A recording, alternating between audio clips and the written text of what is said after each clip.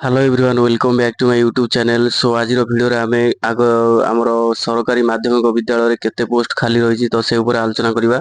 तो यहाँ देखिपे आपंकर समाज पेपर गोटे आर्टिकल आसी राज्य में थिबा सरकारी माध्यमिक विद्यालय 2798 अनुसूचित जाति एससी आउ एसटी शिक्षक पदवी खाली पड़ी। तो यही पदवी गुड़िक पूरण निमंते मुख्यमंत्री मोहन चरण माझी को पूर्वतन केन्द्रमंत्री शिक्षा जेना चिठी लिखिं। तो आगक आपंकर एससी एसटी पदवी बाहर जाऊँगी कारण खाली पदवी अच्छी 2798 खाली पदवी रही।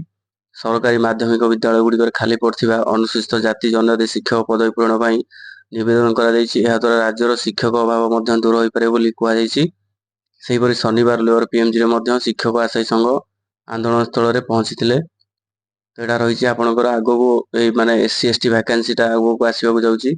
सरकारी माध्यमिक विद्यालय जो एससी एसटी पोस्ट रही 2798 तो यही पोस्ट खूब शीघ्र आसवाई जाऊँगी।